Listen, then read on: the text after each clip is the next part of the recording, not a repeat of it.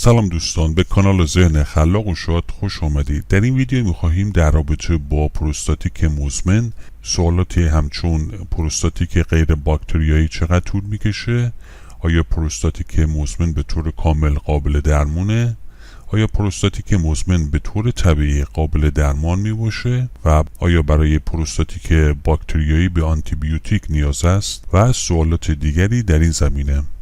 اما اینکه آیا پروستاتیک مزمن غیر باکتریایی قابل درمونه، اینه که درمان پروستاتیک غیر باکتریایی دشواره و درمان بسیار مشکلی است. بنابراین هدف کنترل علائمه و ممکنه چندین نوع دارو برای درمان این بیماری استفاده بشه.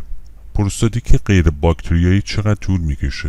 علائم ممکنه بیش از 3 ماه طول بکشه و شامل سوزش ادرار مکرر یا درد فوری در اطراف کشاله ران و پایین شکم کمر باشه. آیا پروستاتیک مزمن به طور کامل قابل درمانه؟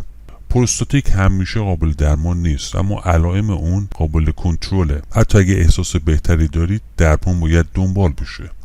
بیماران مبتلا به پروستات در معرض خطر بیشتری برای ابتلا به سرطان پروستات نیستند. آیا پروستاتیک مزمن به طور طبیعی قابل درمانه؟ گرچه بسیاری از بیماران از اونها استفاده می کنند و برخی از درمانهای گیاهی برای پروستاتیک عبارتند از علف چاودار که یک ماده شیمیایی موجود در چای سبزی، همینطور پیاز و سایر گیاهان و عصاره گیاه نخل دارای فواید بسیاری می باشد. آیا برای پروستاتیک غیر باکتریایی به آنتیبیوتیک نیاز دارید؟ درمان شامل داروهایی است برای کاهش درد، شل کردن عضلات غده پروستات و اغلب مصرف یک دوره آنتیبیوتیکی است.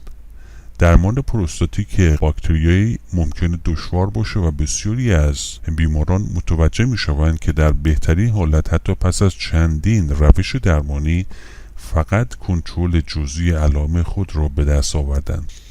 اگه پروستاتیک درمان نشه چه اتفاقی میفته؟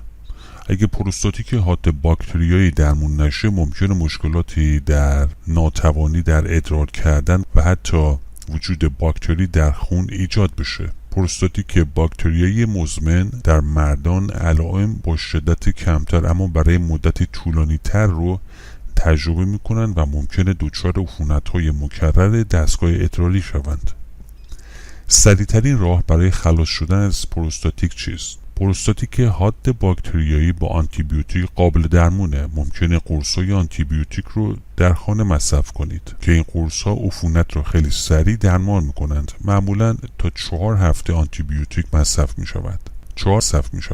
4 نوع پروستاتیک کدامند؟ دانشمندان 4 نوع پروستاتیک رو شناسایی کردند. اول پروستاتیک مزمن یا سندروم درد مزمن لگن، دوم پروستاتیک حاد باکتریایی، سوم پروستاتیک باکتریایی مزمن و چهارم پروستاتیک التهابی بدون علائم. آیا نوشیدن آب به پروستات کمک میکنه؟ اگه شخصی به خشکیم پروستات یا پروستاتیک مبتلا شده، باید سعی بکنه با کاهش مصرف نوشابه‌های گازدار، شیرین و یا نوشیدنی‌های انرژیزا مصرف کافئین خودش هم کاهش بده. همینطور اجتناب از کافئین بیش از حد میتونه تفاوت زیادی در سلامت ادرار شما ایجاد کنه. یکی دیگر از نوشیدنی‌های مهم برای پروستات آب است. هیدرات ماندن برای بدن بسیار مفیده و سعی نکنید کمتر بنوشید تا ادرارتان کم شود. آیا پیاده روی به میکنه؟ حتی فعالیت بدنی با شدت کم تا متوسط مانند پیاده روی منظم با سرعت متوسط فوایدی رو به همراه داره. همینطور محققان ایتالیایی در این زمینه تحقیقاتی رو به انجام رساندند و در پایان مشاهده کردند که در مردان مبتلا به پروستاتیک مزمن پیاده روی نقش مهمی رو داره. آیا ورزش پروستاتیک رو بدتر میکنه؟ در حالی که برخی از اشکال ورزش مؤثر هستند، اما محققان در مورد دوچرخه سواری هشدار میدهند، چون دوچرخه سواری ممکنه برخی از شرایط مزبور به پروستات رو بدتر بکنه. دوچرخه سواری همینطور میتونه اختلال نعوذ و پروستاتیک مزمن رو افزایش بده. چه وقت ممکنه پروستاتیک مزمن رخ بده؟ پروستاتیک مزمن نسبتاً شایع است. میتونه بین 1.8 تا 8.2% در افراد ظاهر بشه. عوامل خطر شامل شرایطی است که ورود باکتری به مجرای ادرار و پروستات رو تسهیل میکنه و همینطور بیمار رو مستعد عفونت‌های دستگاه ادراری میکنه و شرایطی رو به وجود میاره که منجر به درد مزمن در نوروپاتیک میشه. آیا پروستاتیک غیر باکتریایی خود به خود از بین میره؟ مردان مبتلا به پروستاتیک مزمن غیر باکتریایی میتونن ناراحتی یا درد مزمن رو در کشاله ران اندام تناسلی پرینه که نایه است بین مقعد و اندام تناسلی یا مثانه تجربه کنند. علاوه بر این علائم ممکنه ظاهر شوند و خود به خود هم از بین بروند. درد پروستاتیک چه احساسی داره؟ درد حاد پروستاتیک که ممکنه شدید هم باشه در داخل یا اطراف آلت تناسلی بیضه ها مقعد، پایین شکم یا پایین کمر به صورت دردناک خودشو نشون میده. درد هنگام ادرار کردن مکرر مخصوصا در شب و همینطور مشکلات شروع یا توقف ادرار، نیاز فوری به ادرار کردن و گاهی اوقات وجود خون در ادراری باشد. آیا پروستاتیک روی اسپرم هم تأثیر میذاره؟ ابتلا به پروستاتیک میتونه تولید مایع منی غده پروستات رو مختل کنه که میتونه بر باروری مردان تأثیر بذاره.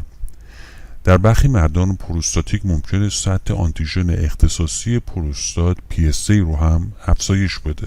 آیا موز برای پروستات خوشخیم مفیده؟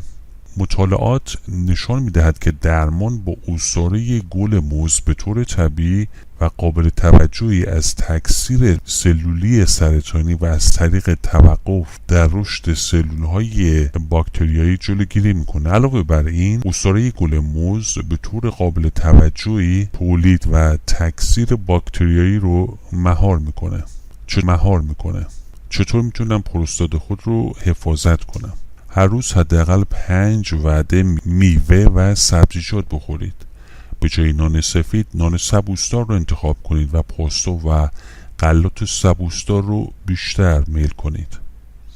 همینطور مصرف گوشت قرمز از جمله گوشت گاو، خوک، بره و بز و گوشت‌های فراوردی شده مانند هاگداگ، کالباس، گوشت‌های فراوردی شده رو محدود کنید. آیا نشستن بر پروستات تأثیر میذاره؟ در پروستاتیک مزمن درد به اندازه کافی وجود داره که مایچه‌های لگن میتونه بسیار سفت بشن و به سختی خودشونو آزاد کنند. تنش عضلانی در این ناحیه میتونه منجر به افزایش درد در نشستن برای مدت طولانی همراه با ادرار و اختلال عملکرد جنسی باشه. آیا پروستاتیک باکتریایی هرگز از بین؟ اگه پروستاتیک ناشی از عفونت باکتریایی باشه معمولا میتونه اون رو با آنتیبیوتیک ها درمان کرد. بسته به علت پروستاتیک میتونه به تدریج یا ناگهانی هم ایجاد بشه. ممکنه به سرعت بهبود پیدا کنه، چه خود به خود یا با درمان. همینطور برخی از انواع پروستاتیک ها ماها طول میکشند و بعضی از انواع نوع پروستاتیک ها ممکنه سریعا عود بکنند. نشستن زیاد باعث التهاب پروستات میشه. در صورت امکان باید بایستید. هنگامی که برای مدت طولانی مینشینید به غده پروستات شما فشار میاد و به مرور زمان ملتهب میشه. سعی کنید از دوچرخه سواری طولانی مدت و نشستن طولانی مدت خودداری کنید. آیا پروستاتیک با آزمایش ادرار قابل تشخیصه؟ آزمایش پروستاتیک حاد باکتریایی باید تست آزمایش ادرار رو انجام بدن تا پزشک بتونه باکتری و سایر علائم عفونی رو بررسی کنه. همچنین ممکنه نیاز به آزمایش خون هم داشته باشند. اگه آنتیبیوتیک ها برای پروستاتیک مؤثر نباشند چه اتفاقی میفته؟ درمان این نوع پروستاتیک سخته و عفونت ممکنه عود بکنه. اگه آنتیبیوتیک ها در عرض 4 تا 12 هفته اثر نکنند ممکنه برای مدتی نیاز به مصرف دوز کم آنتیبیوتیک داشته باشند. در موارد نادر ممکنه برای برداشتن بخشی یا تمام پروستات به جراحی نیاز باشه. اگر در تخلیه مثانه مشکل به وجود بیاد ممکنه این کار انجام بشه.